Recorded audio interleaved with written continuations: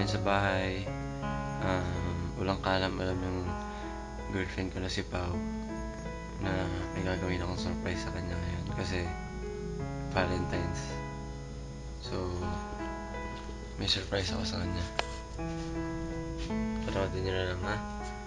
So, ngayon, nakala niya meron akong show, magja-judge ako. Pero, hindi talaga. Kasi pupunta ako sa kanila, tapos surprise ko siya ng matindi. Kumain ng breakfast. Tapos yung mga flowers, tsaka yung petals na pinili ko kahapon. Dito na sa ref.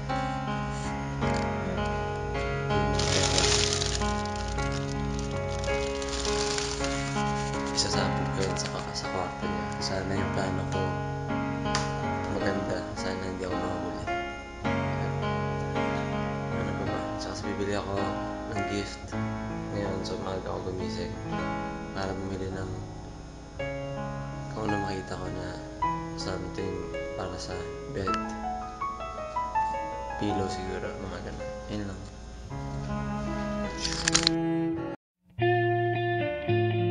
Kasi sobrang hassle ako ngayon. Anong oras na? 11:20, uwian mo 12 something. So kailangan ko punta ng Pasay, tas ayusin ko pa yung mga gift ko para sa'yo. Ayusin ko sa room mo. Ito yung mga gift na binili ko sa SM, galing ko sa SM. So ako magta-taxi lang ako ngayon na ihatid ko tong kotse sa bahay, so gagamitin ni mama. Ayan yung taxi na hinintay ko sa likod. Nakikita mo? Ayan yung taxi. So yun nasa likod na yan, yun yung maghahatid sa akin sa Pasay. Hinihintay ko pa sa kanto ng 7-Eleven, ang tagal. So yun, papunta na ako dyan sa'yo. Ibababa ko lang tong kotse sa bahay, tapos yung mga gamit ililipat ko sa taxi. Okay na. Peace, ha, sis. Yes, mission accomplished para sa akin. Kailangan ko na lang tapos nira ako.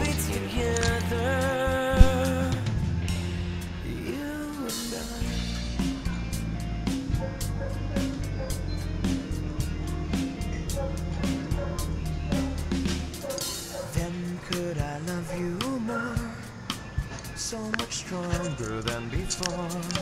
No, okay na ba? Mission accomplished. Excited na ako. So much more, so it seems. Ganyan mag-surprise, pero tulad ng mag-surprise, huling-huli pa na. With just one smile, you take my breath away. So hold me close and say you'll stay with me now.